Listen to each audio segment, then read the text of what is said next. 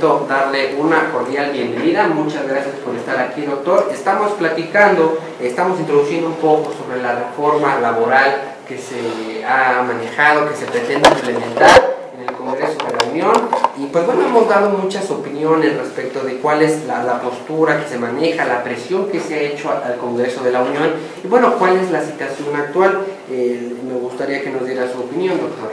Pues muy buenas tardes, una disculpa porque no estoy tan actualizado en el centro histórico de la ciudad y me fue un poco complicado llegar, pero ya estamos aquí. Muy bien. Y bueno, lo que tenemos que señalar es que esta es una reforma que agrede a los trabajadores mexicanos. Sí. ¿Por qué? Tendríamos que decirlo. Bueno, miren, es una reforma que consta de más de 400 innovaciones a la Ley Federal del Trabajo, entre modificaciones, adiciones y derogaciones. Pero esto hay que analizarlo. Estos 400 cambios que propuso el Ejecutivo se traducen en 250 que que hizo suyos la Cámara de Diputados y que se están discutiendo ahora en la Cámara de Senadores. ¿Qué fue en dónde está la reforma? ¿Qué es lo importante de la reforma? Eso es lo que tendríamos que plantearnos. Bueno, vamos a hablar que los trabajadores que están individualizados, es decir, que no pertenecen a un sindicato, son los que quedan en total estado de indefensión con la reforma. ¿Por qué? Pues miren, porque hablando de derechos individuales, hay el reconocimiento de las empresas outsourcing, por un lado, y por otro, nuevas formas de contratación. Podemos decir que eso es el centro de los asuntos individuales para los trabajadores que no se encuentran dentro de los sindicatos. Entonces, el legislador confunde, ya en su minuta que envía a la Cámara de Senadores, confunde lo que es dos figuras. El outsourcing lo confunde con el intermediario. Vamos a señalar qué es el intermediario. El intermediario es una empresa que va a realizar un trabajo determinado para otra empresa, institución que lo esté solicitando. Por supuesto, pensemos que en nuestra Facultad de Derecho vamos a cambiar las ventanas. No tenemos forzosamente que contratar trabajadores de la facultad para que ellos cambien las ventanas. ¿Y luego qué hacen? Contratamos una empresa que se dedica a ventanas, vienen los trabajadores a la facultad, cambian las ventanas bajo las órdenes de su empresa, no de la universidad, con instrumentos que les da la empresa, no la universidad, que están registrados en el Seguro Social, no por la universidad, sino por la empresa. Y entonces ese es un trabajo de intermediario que permite que se realicen este tipo de trabajos. Pero, ¿qué es la empresa outsourcing? Y lo primero que tenemos que señalar es que la empresa outsourcing es una empresa hueca económicamente. No cuenta con inversión significativa para su operación. Y por lo tanto, la experiencia ha constatado que las empresas outsourcing resultan insolventes, pues su negocio consiste en contratar trabajadores, no les otorga instrumentos ni maquinaria. A esos trabajadores que contrató solo los pone a disposición y subordinación de un patrón. Ese patrón está interesado en no responder de las obligaciones que le impone la Ley Federal del Trabajo, de tal forma que el patrón formal, que es la outsourcing, suministra la mano de obra, desde modestos trabajadores hasta profesionales especializados. Se los proporciona a un patrón ayudándole a través de un contrato civil de prestación de servicios a evadir obligaciones laborales, pero también evade obligaciones fiscales, ecológicas y de otra naturaleza. Sí. Entonces, esto no es algo sano para la vida económica de un país. No es algo sano, porque los que están haciendo estas empresas es precisamente prestarse en un juego para que no haya el cumplimiento de obligaciones por parte de ese patrón. Entonces yo te ayudo a no cumplir con estas leyes. Ese es el fondo. Ahora, en un análisis sencillo, la empresa outsourcing pone en renta a trabajadores contratados. Sus ganancias son per cápita, o sea, por cabeza de trabajador, que es cada trabajador puesto en arrendamiento para el patrón, que ese patrón pretende evadir fundamentalmente los derechos de los trabajadores. Con lo anterior, el artículo 13 de la Ley Federal del Trabajo, en la minuta que ya presenta Cámara de Diputados a Cámara de Senadores, se le añade la responsabilidad solidaria, cuestión que en la práctica ya existe por interpretaciones reiteradas del Poder Judicial. Luego, confundiendo las dos figuras, se adicionan 4 artículos, del 15A al 15D, con lo que se legaliza la contratación de trabajadores de las empresas outsourcing, y con ello el patrón puede despedir con absoluta libertad al empleado, ya que ese fuero lo adquiere mediante un contrato civil. O sea, ese contrato civil le da ese fuero, despide. ¿Cuándo quieres despedir al trabajador? Cuando se me dé la gana. Sí. Entonces esto, lógicamente que no es sano para la convivencia social, no es sano para el derecho, y va a traer consecuencias funestas. Bajo esta estratagema del outsourcing, se hace nugatoria la estabilidad del trabajador en el empleo, y su inmediata sustitución del trabajador se reduce a un trámite o a una llamada telefónica, lo que abona en el campo de los abusos. Entonces vamos a tener más abusos del patrón, va a haber hostigamiento del patrón hacia las trabajadoras o hacia los propios trabajadores, y no van a poder los trabajadores probar esas cuestiones, porque lo primero es que ya no están en ese centro de trabajo. Eso es lo que está fomentando este tipo de proyecto de reforma. Fíjese que antes los trabajadores más modestos, al quejarse de sus condiciones de empleo, utilizaban el de nuestro propio, o sea, decían, para eso me alquilé. Está mal el trabajo, pero bueno, pues para eso me alquilé. Ahora dirán, al observar su servidumbre, para eso me alquilan. Hay una gran distancia entre una y otra situación. Y todavía más, si se analizan sus repercusiones, una de ellas consiste en hacer escaso el trabajo. La publicidad oficial nos está diciendo que esto va a multiplicar los empleos. Señores, es falso. Cada vez que hay una consigna política que dice algo, es lo contrario. Calderón dijeron que era el presidente del empleo. Hay más desempleo al final de su mandato. Sí, ¿No? exactamente. Bueno, pues entonces aquí nos dicen va a haber más empleos. No. Y es una práctica de mercado. Escasear las cosas para subir su precio. ¿Me explico? Si se escasea el trabajo, encontrar trabajo entonces es caro, te cuesta encontrar trabajo. Y eso es lo que están haciendo a través de este tipo de empresas outsourcing. Se escasea el trabajo y solamente puede uno entrar a trabajar a través de determinadas empresas, que son estas outsourcing. Lo ponen al trabajador, lo ponen en renta. Pero esta empresa tiene unas ganancias inimaginables. Porque vamos a poner un caso hipotético. El salario de un puesto de trabajo corresponde a 200 pesos por día. El trabajador lo comparte, ese salario lo va a tener que compartir el trabajador con su arrendador.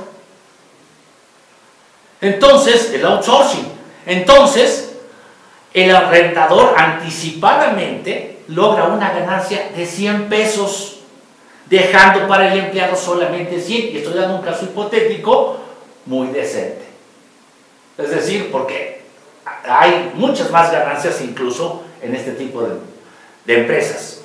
Además, tienen estas empresas outsourcing un amplio margen para hacer perdedizas las cuotas del IMSS, las aportaciones al Infonavit, y llegamos al resultado crudo de que el trabajador arrendado paga por encontrar trabajo.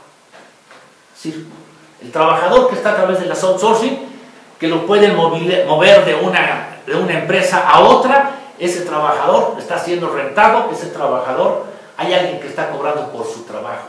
Esto está prohibido en la Ley Federal del Trabajo actual. Pero ahora lo están legalizando. Porque, bueno, es que esto ya sucede. Es como si dijéramos, bueno, ¿cuántos homicidios hay? Bueno, pues hay una tasa de homicidios increíble. Bueno, acabemos con el homicidio, se borra de las leyes y con eso acabamos con el problema del homicidio. No, lo incrementamos, ¿no?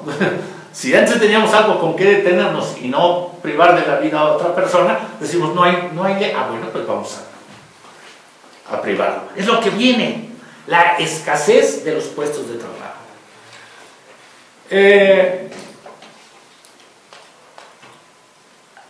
Sin embargo, en la Cámara de Diputados les impusieron algunos candados a las outsourcing.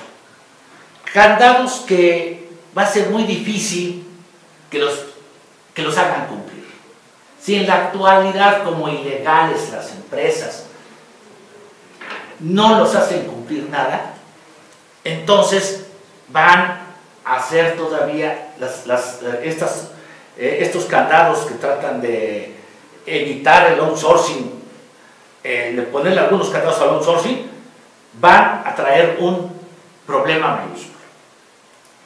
Ahora bien, que es los patrones están muy molestos por los candados impuestos en la Cámara de Diputados y le están exigiendo a la Cámara de Senadores que le quiten los candados a las outsourcing, bajo el tema outsourcing total, es decir, todo para el vencedor, y el vencedor es la empresa outsourcing. Entonces el trabajador lo están verdaderamente desvalijando de sus derechos. Hay otra cuestión grave que se encuentra en los artículos nuevos que se proponen, que es el 28A y el 28B. Se adicionan y permiten que el gobierno se pueda convertir en el gobierno pollero. ¿Qué es lo que estamos señalando con esto? Que a través de la reforma el gobierno se abriga la facultad de acordar internacionalmente la duración de las relaciones de trabajo de los mexicanos en el extranjero, fundamentalmente con Canadá y Estados Unidos. La reforma no menciona a los países, pero son los que piden el trabajo de los mexicanos.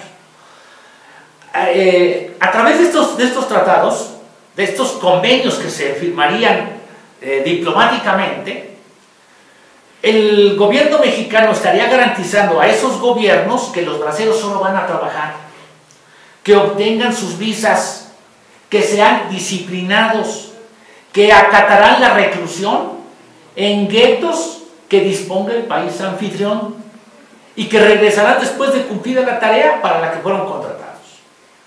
Pero este sistema legalizado significa que el gobierno tendrá una tajada económica que repercutirá en cobros directos y pagos por diversos servicios de los braceros que vayan a trabajar, porque van a ser causantes cautivos de impuestos por prestar su fuerza de trabajo en el extranjero. escudados en el discurso de que el gobierno está preocupado de salvaguardar los derechos de los trabajadores. Me podrán decir, bueno, pero ¿por qué tan pesimista? ¿Por qué esto ya lo están haciendo? En Canadá ya están estas situaciones. Los trabajadores se reclutan prácticamente aquí. El gobierno firma el convenio, los envían y los tienen en verdaderos guetos. Para la gente que no esté, recuerde que son los guetos, bueno, eran aquellos lugares donde se circunscribía la vida de los judíos en la Alemania nazi. Entonces, aquí solamente pueden vivir los judíos, no pueden vivir afuera, no pueden convivir con la gente de afuera, la gente de afuera no puede entrar al gueto. Es lo mismo que están haciendo, pero en los Estados, bueno, en Canadá se está haciendo y se pretende hacer con los dos países que son los que piden la mano de obra mexicana. Esto, lógicamente, que transgrede los derechos humanos de los trabajadores. Pero en el proyecto de reforma no les importa esto, y esto también se podría hacer a través de empresas. O sea, puede haber empresas privadas outsourcing que se lleven a los trabajadores, los pongan a trabajar y los regresen. Y todo esto, pues indudablemente, que viene repercutiendo en un negocio para estas situaciones de empresas dejando a los trabajadores sin condiciones de defensa. Respecto a las nuevas formas de contratación, miren, en la actualidad tenemos 3 formas de contratación laboral. Una, que es por tiempo indeterminado; 2, por tiempo determinado; y 3, por obra determinada. Y con eso se ha dado certidumbre en las relaciones de trabajo, además de que de esa manera se obedece a la lógica del trabajo. Ahora el artículo 35 se adiciona con el contrato de trabajo de temporada, el contrato de trabajo a prueba, el contrato de trabajo de capacitación inicial, el contrato de trabajo por horas. ¿Qué va a pasar con tantos contratos? Van a confundir al trabajador, porque los trabajadores no saben de derecho. Entonces el trabajador, cuando va a pedir empleo, no sabe cuáles son sus derechos. Además lleva una carga tremenda, tiene una necesidad. Y lo contempla el artículo 123, esa situación. Por eso le da una norma tutelar, tutela al necesitado, que es el trabajador. En estas circunstancias, no, el mercado es el que manda, ya no mandan los individuos. Bien. Aquí se añaden 6 artículos, del 39A al 39F, ¿verdad? Y consigna, por ejemplo, el periodo a prueba. Este periodo a prueba fue instaurado en la ley de 1931, en la Ley Federal del Trabajo del 31, y trajo graves consecuencias. Los trabajadores se pasaban la vida como aprendices, hasta que el patrón los calificaba de que estaban aptos para poder ser trabajadores. ¿Qué significaba esto? Que iban a ganar menos, iban a tener menos prestaciones que los trabajadores. Pero hubo casos que se resolvieron en los tribunales de trabajadores que tenían más de 20 años como aprendices. Entonces, aquí lo que están haciendo es exhumar una figura vieja que, bueno, no nos deja ningún buen sabor de boca, porque el trabajo a prueba ya, estos tipos de contratos de periodo a prueba, ya se sabe perfectamente que hay un vencedor. El vencedor es el patrón, que en cualquier momento de la prueba descalifica al trabajador, porque también hay otra hermosura, lo digo sarcásticamente, hay otra hermosura en el proyecto de reformas, que es una frase que dice: a juicio del patrón y sin responsabilidad para este. Entonces el patrón tiene la posibilidad, a su juicio, de decir si la persona pasó las pruebas o no pasó las pruebas. y esto no provoca más que desigualdad en la relación patrón-trabajador. Es una inequidad a lo que estamos llegando. Entonces, si esta inequidad nos trae ese problema, pues debemos observar esa frasecita juicio del patrón, la encontramos más de 10 veces. Otro elemento que nos llama la atención se encuentra en la redacción para interpretar esta facultad del patrón. Porque si es a juicio del patrón, podrá despedir simple y llanamente al trabajador, ¿verdad?, sin que pueda alegar abuso del patrón, ya que la norma se hace unilateral. Entonces, el elemento que nos llama la atención es que el patrón es el que está capacitado para decir si el trabajador aprueba, conserva el empleo o lo despide. Es una potestad que tendría con ese proyecto de reforma el patrón. Y él tendría la facultad de verificar a su juicio y sin responsabilidad. Bueno, si esto lo ponemos en la ley, ¿qué mejor oportunidad para los patrones de librarse de los empleados que tienen una antigüedad considerable o de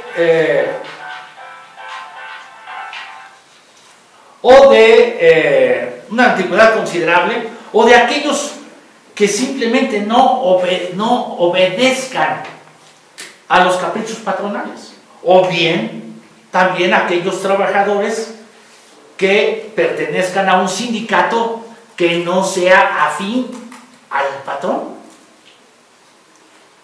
Bueno, los contratos de capacitación inicial que exalta la publicidad oficial como la llave de empleo para los jóvenes que carecen de experiencia laboral, bueno, desde el principio sientan la obligación del trabajador de prestar sus servicios, subordinarlos durante un periodo bajo la dirección y mando del patrón, con el fin de que adquieran los conocimientos o habilidades necesarias para la actividad que vayan a ser contratados. O sea, no están todavía contratados. Entonces, este trabajador va a estar en una posición muy endeble, porque el contrato se termina en el momento que el patrón lo diga. No se fomenta el despotismo patronal. El patrón tiene toda la posibilidad de sacar al trabajador y decir, no, este era un contrato de capacitación inicial, no sirves, vete. Y el trabajador no tiene posibilidades de defensa. Es decir, remar contra la corriente es muy difícil. Es muy difícil remar contra la corriente en ese sentido. El artículo 39F nos dice: las relaciones de trabajo por tiempo indeterminado serán continuas, pero se adiciona una excepción consistente en que se pacten para labores fijas y para periodos discontinuos. Estas actividades serán de temporada. Ya existe el trabajo cíclico, se ha venido regulando con la ley. Tenemos, por ejemplo, el trabajo en la industria azucarera. Es un trabajo cíclico, se trabaja X número de meses, porque otros meses no hay trabajo. Sí. Pero ahora solamente eso obedece a la realidad del trabajo. Ahora el patrón podrá decir cuáles son los ciclos, porque puede ser por semana, puede ser por mes o puede ser por temporada. Entonces, la temporada la va a determinar el patrón, aunque no obedezca a la realidad. Esto es otro de los elementos que nos saltan a la vista y produce... ¿Qué va a pasar con el salario por hora? Esto se lo estamos copiando a los norteamericanos. Los norteamericanos tienen el salario por hora, pero solamente que con dólares. Y el salario por hora en México va a ser con pesos. Le pusieron algunos candados al salario por hora, pero son candados que no van a ser operativos. Por ejemplo, dicen que a ningún trabajador podrá tener menor ingreso que el que sea para esa plaza, aunque trabaje 4 o 3 horas o 2 horas. La pregunta es: ¿qué patrón va a pagar 8 horas de labor y te digo trabaja 4? Eso es absurdo. Eso es impensable, no lo van a hacer. Y entonces si la ley actual no se cumple, bueno, pues quién sabe cómo vayan a venir este otro tipo de casos, estos contratos. Entonces veamos que lo que va a suceder es escasez de empleo. Miren, le puedo decir que este tipo de recetas económicas son las recetas que les impusieron a Sudamérica en las dictaduras militares. Hoy los países latinoamericanos tienen un mejor desarrollo económico que el nuestro. Tienen un mejor Producto Interno Bruto que el nuestro. Y hoy los trabajadores y los sindicatos están recuperando los derechos que les quitaron en los años 90. Los derechos que se los quitaron en los años 90 los están rescatando y los están reconquistando en América del Sur. Pero este tipo de reforma laboral es el mismo modelo que Rajoy les está imponiendo a los españoles. Y la tasa de desempleo en España es más alta que antes de la reforma laboral española. Hoy los españoles están malbaratando su trabajo, porque ese es el problema. Yo te escaseo el trabajo para que me bajes los salarios. Entonces, puedo despedir un trabajador con este tipo de recetas económicas y recontratarlo con la mitad del salario. ¿Quieres trabajar otra vez? Y bueno, pues no te doy la mitad del salario. Si eso es lo que... si no quieres, bueno, pues no hay otro y vamos a buscar. Lo importante es tener un exceso de demanda de empleo, que la gente esté tocando las puertas para entrar, porque de esa manera ellos pueden hacerse del trabajo más barato. O sea, escaseo el empleo y abarato el pago de los salarios. Por ahí en la universidad, el STUNAM tenía una bandera que decía no a la reforma laboral, no creará empleos, los abarata, no los abarata. No es que los abarate, los escasea. El primer efecto es escasear el trabajo para que entonces se abaraten los salarios. Como vemos, ahora, ¿qué sucedió en la Cámara de Diputados? En la Cámara de Diputados, el PRI y el PAN hicieron mancuerna, y entonces el PRI estuvo de acuerdo, los diputados del PRI, los que son del sector obrero del PRI, estuvieron de acuerdo en ceder la estabilidad del trabajador en el empleo, pero que no tocaran el campo de los derechos colectivos. Solamente hay algunas reformas al artículo 371 que pueden ser interesantes, pero que no tienen mayor significación. Lo tienen que aprobar en sus estatutos los sindicatos. Y en esta circunstancia, pues vamos a ver que los trabajadores tienen aquí, en sus contratos colectivos de trabajo tendrán pues la posibilidad de defenderse más que los trabajadores individualizados. Ahora, en la Cámara de Senadores, en estos momentos, la mancuerna es el PAN con el PRD. Sí. Y entonces el PRI está molesto porque si le quieren modificar la minuta de Cámara de Diputados, tendría que regresar a senadores tendría que regresar a la Cámara de Diputados, volverla a discutir, y entonces ahí el PRI dice, ya no juega, porque no es confiable el PAN como aliado. Sí. Entonces eso es. Y luego otra cuestión, que es el aspecto procesal. En el aspecto procesal el punto neurálgico lo encontramos en el artículo 47, porque se amplían las causales de despido. Otra vez, los trabajadores vuelven a perder, tienen más causales de despido. Y luego, no obstante esto, se va a conservar el aviso escrito, pero el incumplimiento no va a ser tan determinante. No darle el aviso escrito al trabajador no es determinante, porque ahora dice, bueno, después de un juicio, si me demuestras que el despido fue injusto y no hay aviso de despido, se nulifica el despido. Entonces regresará el trabajador a su puesto de trabajo y en ese momento el patrón tiene la posibilidad de decirle formalmente te despido. Entonces pierde nuevamente los trabajadores. El artículo 48 alienta el despido. Al patrón le va a ser apetitoso despedir. ¿Por qué? Justificada o injustificadamente. ¿Por qué? porque le pone un límite al pago de los salarios vencidos. Los pagos de los salarios vencidos son todas esas cantidades que el trabajador no pudo cobrar porque el patrón le impidió el ejercicio del trabajo, y al final se hace un cómputo de todos los meses que estuvo el trabajador sin laborar, y eso se hace el cómputo. Si duró 3 años el juicio, serán 3 años de salarios caídos. Si duró 10 años, serán 10 años. Pero si se limita a 1 año, como lo dice la ley, el patrón le va a decir a su abogado: abogado, lléveselo 10 años, al fin que me cuesta ¿cuánto? 1. Si se lleva 10 años el juicio, al final de cuentas yo pago con un solo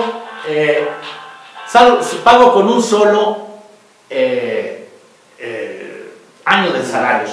Me sale barato. Como patrón sale barato. Al abaratarse estas cuestiones, pues entonces entendemos que el patrón le va a ser atractivo. Hay nuevas cargas para los trabajadores. ¿Cuáles son? Bueno, que la certificación de competencias laborales, la productividad y la calidad en el trabajo están a cargo de los trabajadores. El patrón los puede calificar. Entonces va a ser muy fácil que el patrón le diga a un trabajador: estás despedido porque no eres apto. Esto nos va a traer graves problemas. Vamos a tener también aquí en estas competencias, las van a calificar, las puede calificar un órgano del gobierno, o las pueden calificar unas empresas, pero todo no dice que sea con cargo para el patrón, sino que entonces será una cuestión que deba de demostrar el trabajador que tiene esas competencias, e ir a que sea una empresa la que lo califique, o que sea el gobierno el que lo califique. Y entonces vamos a hacer una burocracia, vamos a tener a los trabajadores en fila para ver si los trabajadores los califican bien o los califican mal. Y bueno, pues entonces creo que ese es el proyecto de reforma en lo que corresponde hasta donde vamos en estos momentos, y tendremos que observar qué es lo que sucede en Cámara de Senadores para saber cuál es el resultado de esta embestida contra los trabajadores. Correcto, doctor. Muy bien, una de las preguntas que yo quisiera hacerle: ¿cuál es la situación actual que guarda la reforma? Sabemos que ya emitieron su opinión, ya evaluaron lo que tenían que hacer la Cámara de Diputados, pero ¿qué paso es el que sigue ahora? Mire, en Cámara de Diputados se dio un espectáculo triste. PRI, PAN, Verde y Partido Nueva Alianza no discutieron, o sea, había un pacto. Los partidos PRD, PT y Movimiento Ciudadano se reservaron para discutir algunos artículos. ¿Cuál fue el espectáculo? Decían: a ver, vamos a ver, que suba el diputado que quiere discutir sobre el artículo 3º. Entonces dice el diputado: a ver, señores, al artículo 3º se le recorta, porque el artículo 3º actual dice: el trabajo no es artículo de comercio y requiere respeto y dignidad para quien lo presta, y un nivel de vida decoroso para él y su familia. ¿Cómo lo recortan? Solamente queda el trabajo no es artículo de comercio, que al final cuentas, sin todo lo demás, es artículo de comercio. Sí. Entonces, bueno, en la Cámara de Diputados ¿ya terminó de hablar, señor diputado? Sí. A ver, ¿quiénes están porque se discute este tema? Pues la mayoría no. Y entonces no se discutía. Y así pasó, 100 artículos o 100 y tantos. No hubo discusión. Quiere decir que la Cámara de Diputados solamente actuaron por consigna. No actuaron razonando.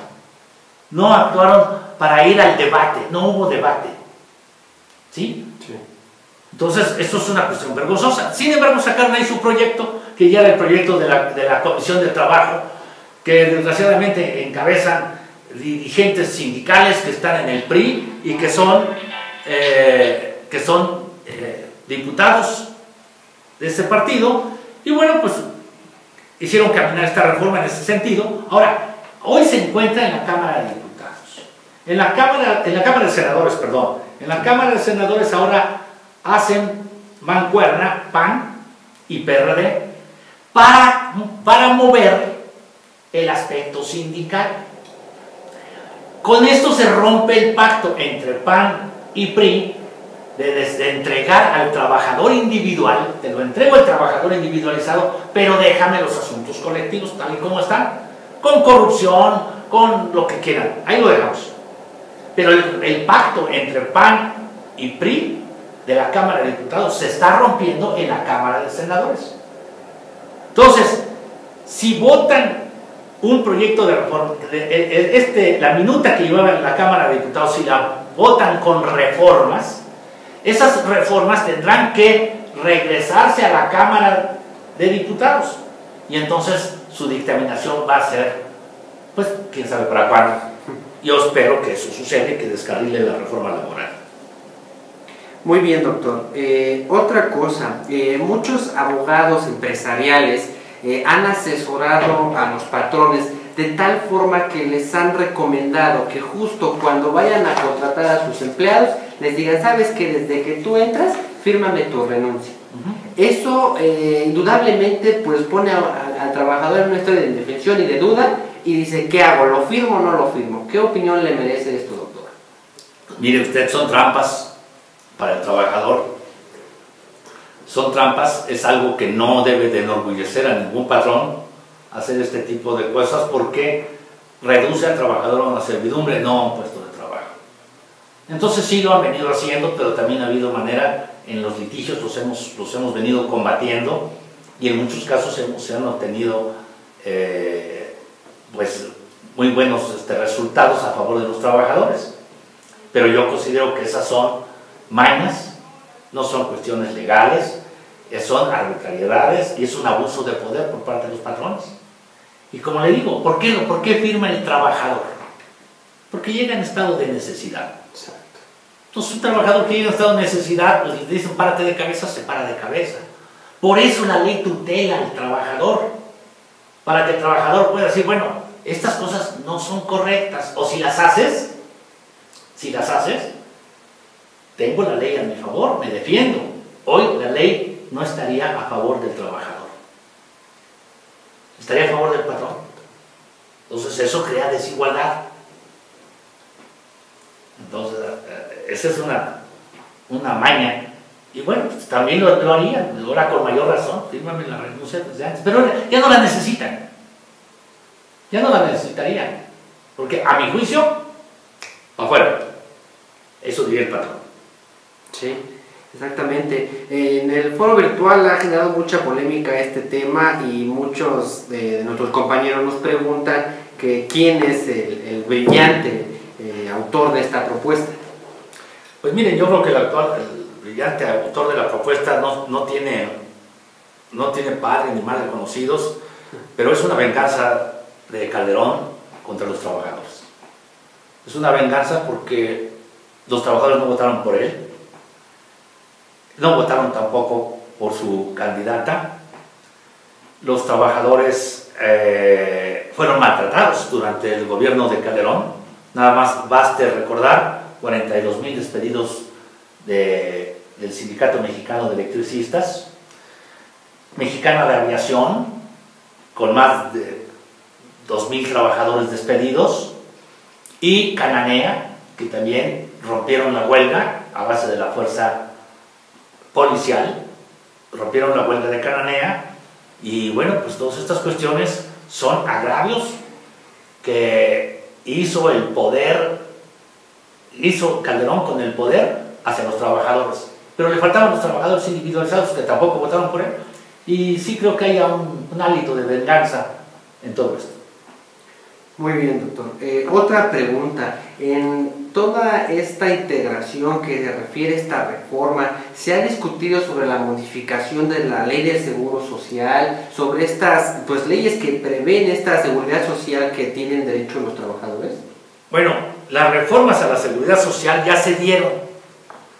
¿Cuándo se dieron esas reformas a la seguridad social?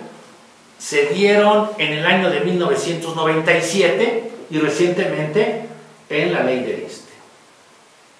Entonces, la seguridad social ha venido a ser reducida. Los seguros sociales era una institución gigantesca, era una institución muy bien estructurada. El ISSSTE también eran ejemplo estas empresas, instituciones, pero las empresas dicen, y el sistema neoliberal dice, todo debe de estar en el mercado. Entonces la salud debe de estar en el mercado. Y por lo tanto, bueno, pues los sistemas de salud, hoy tenemos hospitales privados, ¿sí? E incluso el gobierno paga los hospitales privados por tener a los trabajadores, tenerlos ahí, les paga en los hospitales, a los hospitales privados, paga los servicios médicos mayores, gastos médicos mayores se llaman, y no le mete dinero al Seguro Social, no le mete dinero al ISSSTE. Entonces, el neoliberalismo lo que dice, todo debe de estar en el mercado, y todo aquello que sea un beneficio social inhibe el mercado, por lo tanto hay que acabarlo. Cedillo, cuando se hizo la reforma a la ley del Seguro Social en el 97, salió a decir en cadena nacional, con esta reforma tenemos Seguro Social para todo el siglo XXI. Bueno, tenemos 12 años del siglo XXI y pues estas cuestiones están muy graves.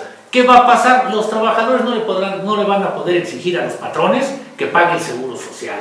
Los trabajadores van a ser esquilmados de diferentes maneras y no van a tener los beneficios de la seguridad social en una gran mayoría.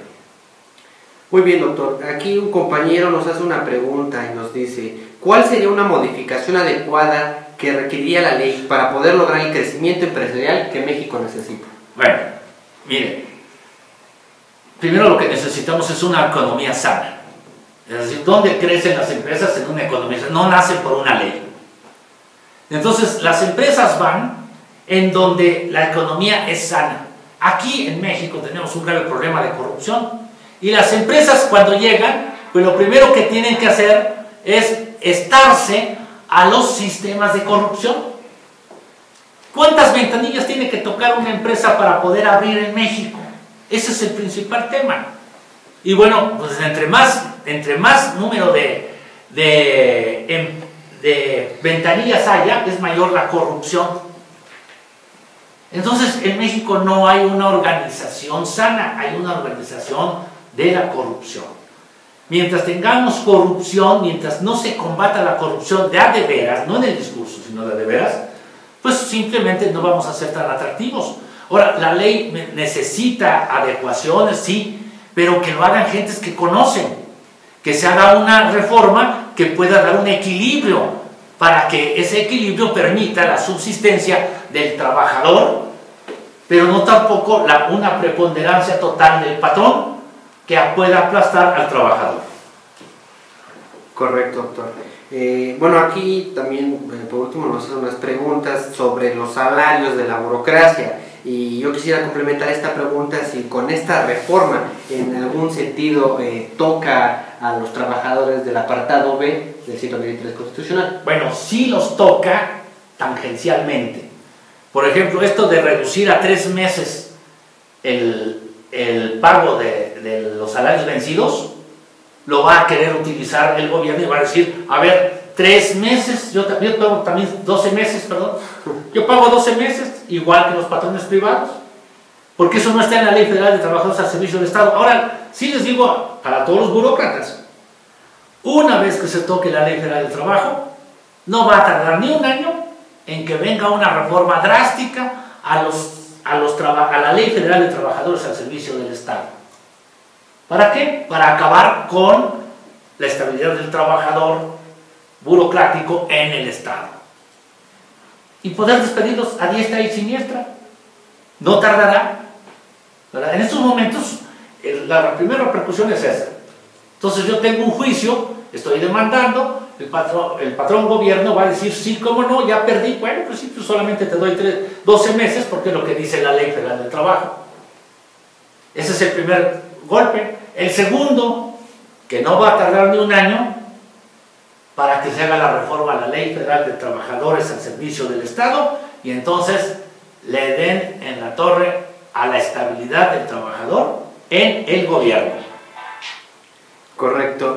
Otra de las preguntas que han generado mayor polémica es sobre este pago del salario por hora. ¿Qué nos puede decir al respecto, doctor? Creo que esto es lo que ha generado mayor confusión. El pago de salario por hora es una quimera.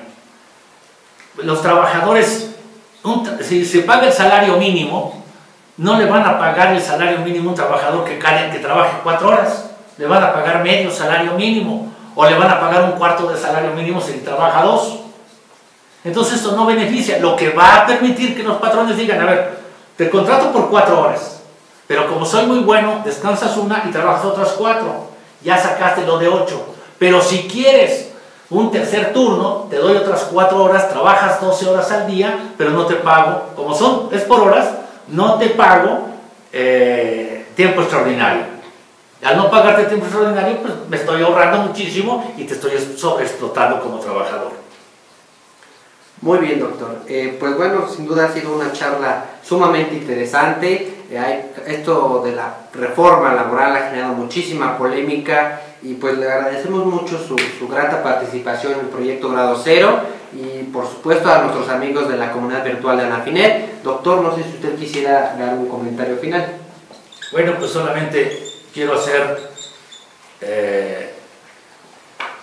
recordar unas palabras del presidente Franklin Delano Roosevelt. No hablo de Marx, hablo de Roosevelt, para que no se espanten.